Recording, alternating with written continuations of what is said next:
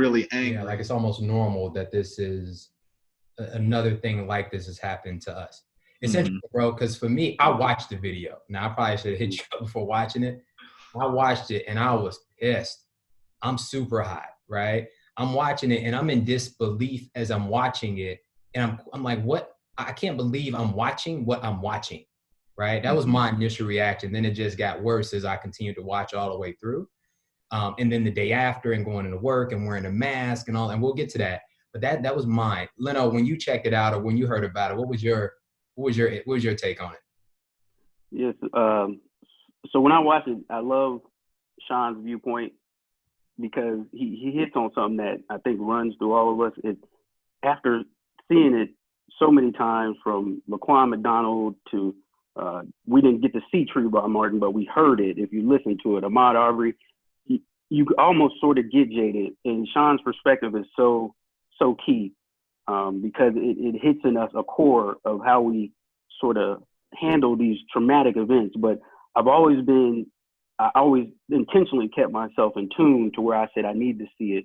So I love history, and I know I'll always look through my history books, and I will see hangings of African Americans, our people, our ancestors from trees, and it was always so hard to look at these pictures, and you have a crowd of white people pointing up at the pictures, blood on the leaves. That was always hard, but I had to do it. I said I have to know, I have to see this because it keeps me engaged, it keeps my eyes wide open. So immediately, and I'm always watching the news, so I watched it all the way through, and I'm thinking about all this stuff before even getting to the video. I didn't know what I was going to see, but I know I had to see it to stay engaged and be aware. And when I saw it, and just the narrating of George Floyd crying out for his deceased mother, telling the cops, "I can't breathe." He even specifically said, "Y'all are going to kill me." Yeah. That hurt to a core. And I'm not gonna lie, I did cry. That hurt. And I was like, wow, what did I just see there? And then when you see his body limp, all of this is running through me. And I have the anger there, but it's really a deep sense of hurt. And I would say that was my first reaction. Like, wow, did I just see what I just saw so vividly? There's no edits on this. This is raw. This is someone else taking a video of this.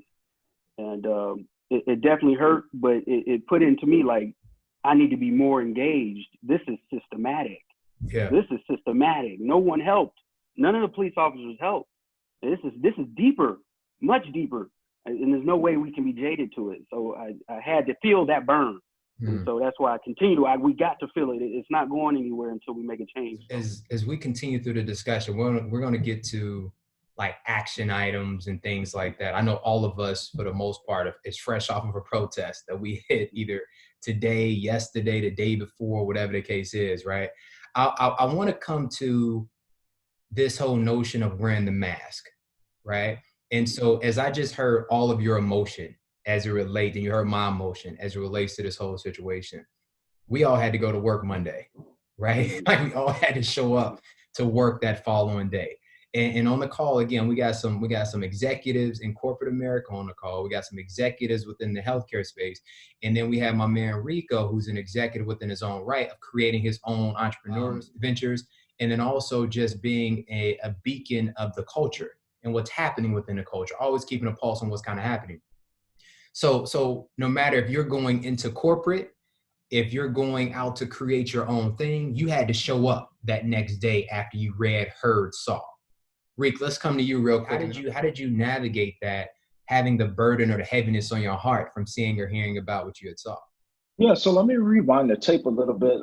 For me, my personal ministry has always been making sure that African Americans specifically, have a voice in these spaces and large organizations, whether it's something like Google, Airbnb, Facebook, all of the fame companies, if you will, or, for the younger kids that are watching, fame stands for Facebook, Amazon, sometimes Apple, Netflix, and Google, all the big major tech companies. And I'm here in Silicon Valley, just for context. I'm here in San Jose area, and the work area that I service is in San Francisco. So I'm in the hub of all these technology, innovations that you're experiencing, including using Zoom, which actually has an office down the street. So Our space is very different. Just like any other organization in the company, there's not a huge Black representation anyway. So I enter into my industry, which is, and I'm a technical recruiter. So part of the role that I do is I hire hard and very niche roles for engineering space, folks that could create a platform like Zoom or create Instagram or work on Google and help it be faster. That's my wheelhouse.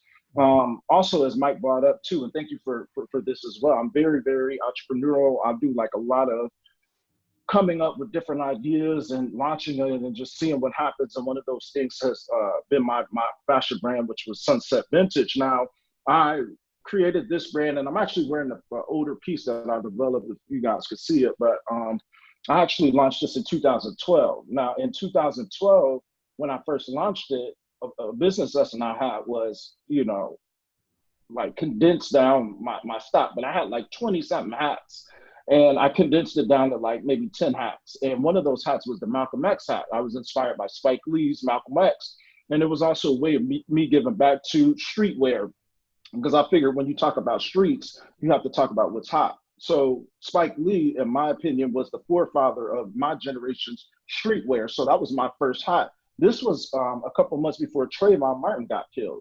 So I've been doing this outcry for a very long time. This isn't my first go round. I just wanted that for context. But when I went into the workday on Monday, for me, I mean, it was hard to concentrate. I was extremely distracted. I wanted to stay on my phone and check out for the latest updates. And by halfway through the day, I started looking at the company that I actually work for, which is a kind of a boot camp career building establishment. And speaking transparently, there's no African Americans that own it. It's a very small organization owned by two very hardworking gentlemen from India. They're Indian cats, super cool dudes. They gave me an opportunity, but I noticed we didn't do anything.